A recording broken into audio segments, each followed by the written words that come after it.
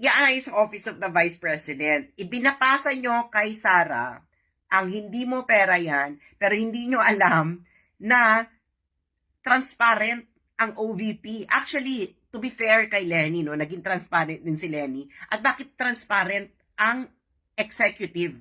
Bakit transparent ang executive department? Alam niyo kung bakit? Alam niyo kung bakit kayong mga basahang vloggers ni Marcos at mga basahang vloggers ni Tambaloslos? Alam niyo kung bakit? Kasi si Duterte, unang first 6 months pa lang niyang umupo, nagpasa siya ng executive order ng transparency, ng freedom of information. Kaya pwede kang makapag-request sa executive branch, sa kahit anong branch, tungkol sa kanilang procurement at kung paano nila ginagastos yung pera nila. That has been the case ng panahon ni Duterte. Ang Kongreso, liquidation by certification. Sige nga, kayo mga basahang vloggers si Marcos at mga basahang vloggers si Tambaloslos, pumunta nga kayo ngayon sa website ng Kongreso. May makikita kayong ganitong report katulad sa Office of the Vice President. Wala.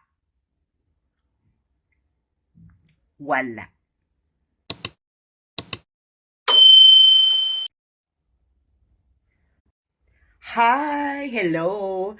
Magandang hapon po. Gabi? Ano na ba? Gabi na. Sa inyong lahat, ito na naman po ay inyong favorite. Ano ba ako? Russian spy? American colony trader? Ano ba? Si Sas Rogando Sasot. Ayan, Diyos mio. May susunugin na naman tayong mga trolls, no? Mga bayaran. Yung mga hindi nag-iisip. May bago silang script, no? Hina-hijack po nila ang Hindi Mo Pera Yan campaign. Ayan. Hello, kamusta kayo? Hina-hijack nila. Meron silang pinapalabas na mga eksena, yung tungkol sa MOOE. So, inilabas nila yung MOOE budget ng Office of the Vice President. Nasaan daw ang resibo niyan? Alam nyo, kayong mga obobs, ha, papaliwanag ko sa inyo. Kasi hindi nyo alam ang inyong mga pinagsasasabi. Okay? So, ang ginawa nila, di ba nag-launch tayo ng Hindi Mo Pera Yan, ng MOOE. Sabi nila, ang campaign kasi natin ay nag-ugat ay dahil ang MOOE ng Kongreso, that's both Senate and House of Representatives, ay liquidation by certification lang, MOOE. Okay. Yaang patakaran na yan, mga obobs, na hina-hijack ang Hindi Mo pera yan. Sa Kongreso lang yan, yung liquidation by certification. Anong ibig sabihin ng MOOE? Maintenance and other operating expenditures. Ito po yung budget sa office. Okay? Pambili ng office supply, iba't iba. Okay? The money given to them in order for them to run their office. Okay? So, ngayon, ang ginagawa nila, inano nila yung MOOE noon ni Duterte. Ano daw, hindi mo pera raw yan, walang resibo. Ang MOOE ng presidente at ng vice president, kailangan nito ng resibo sa audit. Naintindihan ninyo? So, ngayon, titingnan nyo yung audit report, kayong mga trolls. Hindi yung gagawa kayo ng na hindi nyo alam kung ano yung pinagsasasabi ninyo. Ginagawa ninyo mga obobs kayo, iniikot-ikot-ikot nyo kami, hindi nyo naman alam yung pinag-uusapan. So halatang ginagawa ninyo yan para, para makalusot yung patakaran ng liquidation by certification ng MOOE sa Kongreso. Sa Kongreso lang po yun na ang MOOE ay liquidation by certification. Naintindihan ninyo? Sa Office of the President at the Office of the Vice President, hindi po pwede ang liquidation by certification. Naintindihan nyo ba yung issue? Naintindihan nyo? Hindi po pwede sa COA na ang MOE ng Presidente at OVP ay liquidation by certification lang. Naintindihan nyo ba ang issue? Diyos mio, Lord Almighty. Ngayon, nag-aano kayo ng Office of the Vice President. Si Sarah naman yung target ninyo di ba? Papakita ko sa inyo ang website ng Office of the Vice President. Itong website ng Office of the Vice President, nakikita nyo yan? Transparency. Nakikita nyo. Tapos, meron silang annual procurement plan, di ba? Summary of awarded contracts. So, pag kinlik mo yung summary of awarded contracts, makikita mo yan, Nakita mo? Pag tiningnan mo yung 2023, yung mga binili nila, nakikita mo? Project. One-time clock company. Contract price, notice of award, notice of proceed. This is the procurement of the Office of the Vice President. Nakikita nyo yan. This is transparency. Nakikita nyo yan. Supplier. Alpine Motors Corporation. Contract price. Contract. Notice of proceed. Diba? Nakikita nyo yan. Provision of fuel through fleet card. Nakikita nyo nasa website ito ng Office of the Vice President. Yung tapos meron pa silang alternative mode of procurement. Diba? Nakikita mo yan. At ito ay ma-audit po ito ng COA kasi kailangan nga ng resibo. Nagigets ninyo na. Yaang mga procurement na yan ng Office of the Vice President na makikita nyo sa website ng Office of the Vice President kung hindi kayong tanga na mga vloggers, mga basahang vloggers ni Marcos, mga basahang vloggers si Tambaloslos, mga idiota, hindi nyo naiintindihan ang issue. Okay? Iniikot-ikot nyo kami. Ngayon, meron pa yan sila procurement monitoring report. Office of the Vice President, Procurement Monitoring Report. Okay, so makikita mo, di ba? Sa first semester tayo ng 23. Nakikita nyo yan. OVP, Procurement Monitoring Report, first semester for the year 2023. Naglo-load pa. Maghintay tayo. Ayan na. Nakita nyo yan. Bakit ang labo naman ito? Wala na ba ito'y kalalabo? Parang hindi pa ata finish mag-download. Basta makikita nyo yan. Ayan ang procurement report nila.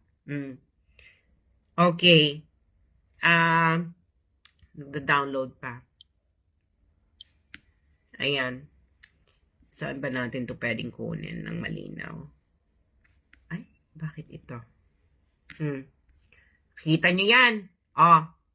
Nakikita nyo yung report ng Office of the Vice President kung gaano kadetalyado.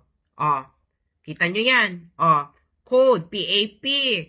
Procurement project, vehicle rental. Small value procurement. Nakikita nyo yan. Eligibility check, bid evaluation. Nakikita nyo yan kung gaano kadetalyado. Government of the Philippines, current year's budget, total. Nakikita nyo yan. So, detalyado. Nakikita nyo kung gaano ka-detalyado yan? Total. Contract. Kita nyo kung ano yung binili. List of invited observers. Meron silang report. Nakikita nyo yan? Ayan, vehicle rental, cargo tracking, vehicle rental.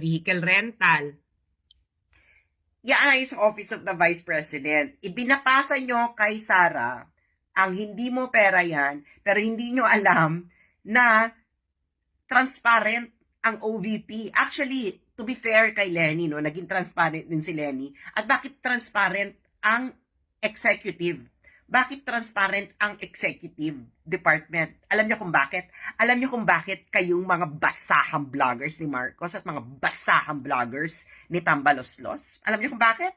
Kasi si Duterte, unang first 6 months pa lang niyang umupo, nagpasa siya ng executive order ng transparency, ng freedom of information.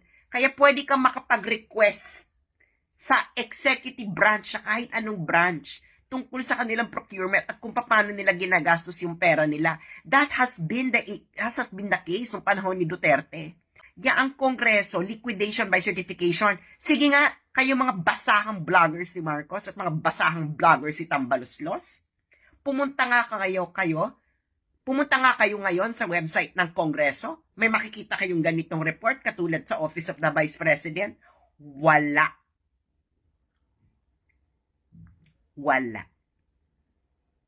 Sino ba tong Gloria Auditor? Bakit gusto mong sumama sa akin? Gusto mo talaga umakyat, Gloria Auditor? Ha? Naintindihan nyo? May freedom of information ang executive department at ang nagsimula nito ay si Duterte.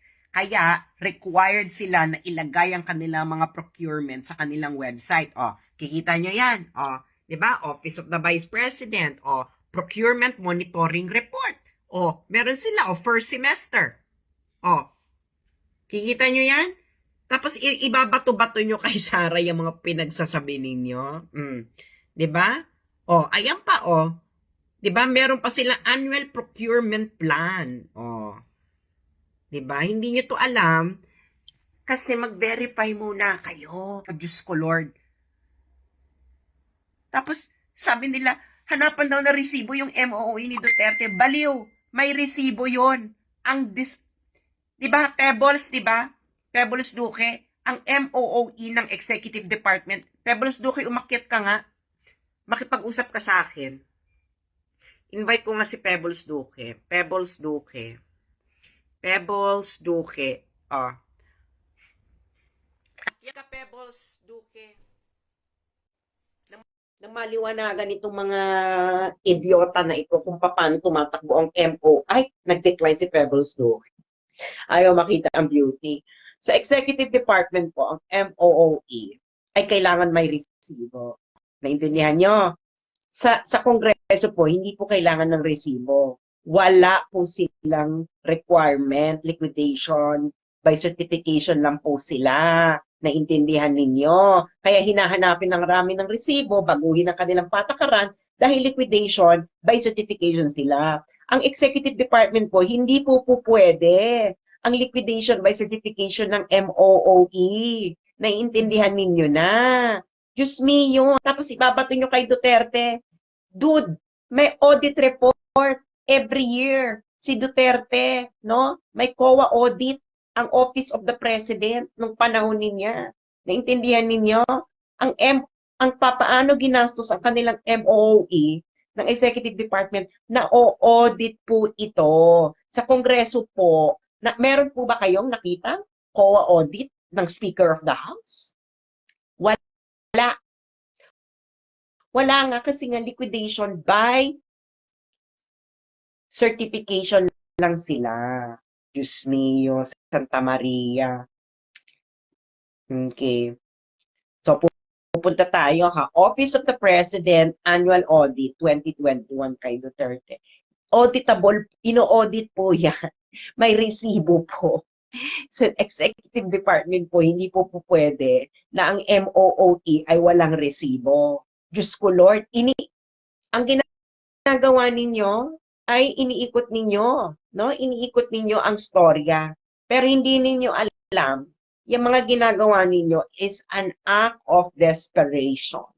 Dahil halatang halata na hindi nyo alam ang mga pinagsasasabi ninyo. Nagbabato lang kayo ng issue. So, uulitin ko, sinasabi na hanapan ninyo kung paano ginastos yung MOOE ni Sara. Mga bakla pala kayo ng taon, edi puntahan nyo yung website ng OVP. Makikita nyo doon. Ipapakita ko uli This is the annual, this is the procurement activities. First semester ng 2023 ng Office of the Vice President.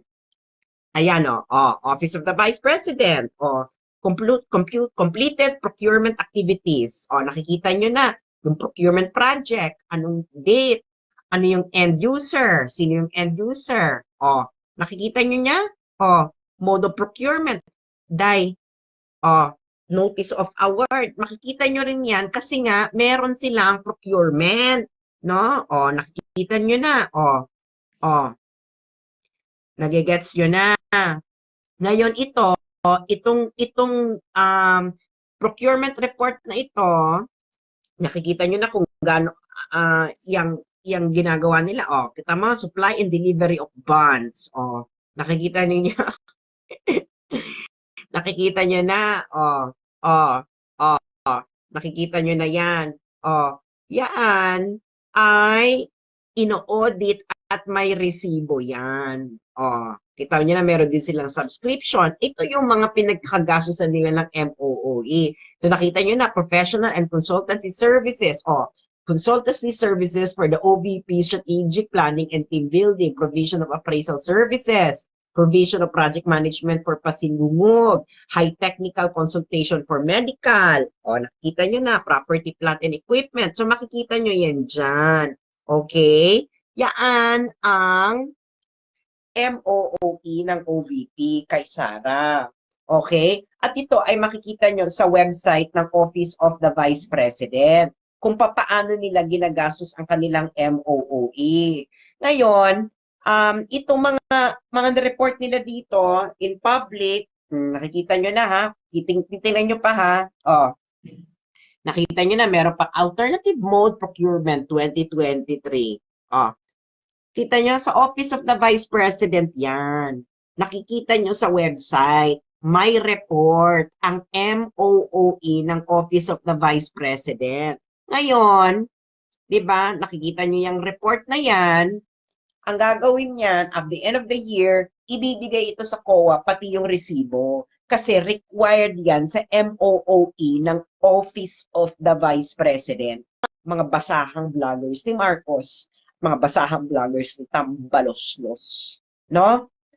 Open, makikita mo dito. Kung gusto mo pa, i-FOI mo pa ang Office of the Vice President. I'm pretty sure they would be willing to give you more details from their website. Diba? Kasi hindi naman confidential fund ang MOOE at required, and because of President Duterte, may freedom of information sa executive department. Yan ang tatak Duterte. Pero sa Kongreso, kayong mga basahang vloggers ni Marcos, wala kayong makikitang ganyang report ng Speaker of the House. Meron? Meron? Wala, di ba? So, bakit si Sara ngayon ang hinahanapan nyo? Meron yung Office of the Vice President. Paano yung Speaker of the House? Wala siya. At hindi ko sinasabing sa panahon lang ito ni Romualdez. Dahil ito na ang naging tradisyon ng Senado at Kongreso sa napakahabang panahon. Bakit ayaw niyong baguhin itong tradisyon na ito? Dahil ba nakikinabang kayong mga basahang vloggers ni Marcos? Mga basahang vloggers ni Tambaloslos, katulad ng media na kumakamkam ng salapi mula sa Public Affairs Fund ng Kongreso. Diba? Sabi ni Pebbles, wala kasi di nila pinasa sa Congress ang FOI. Naintindihan nyo na. Ang FOI kasi ni Duterte is executive department lang. Kasi nga executive order. Para magkaroon ng freedom of information sa Kongreso, dapat magpasa sila ng batas.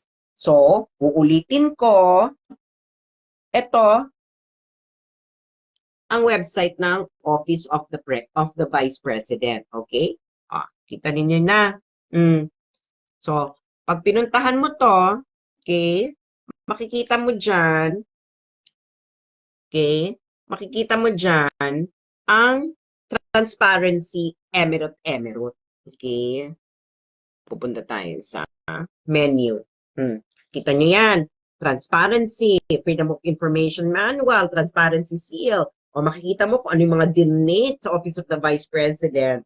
Makikita mo rin yung Annual Procurement Plan, Request for Quotation, Invitations to Bid, Summary of Awarded Contracts, Minutes of Pre-Bid. Can you imagine? Meron pa silang Minutes of Pre-Bid at Procurement Monitoring Report. Nandyan po ang pinagkakagastusan ng OVP ng kanilang MOOE. Naintindihan ninyo?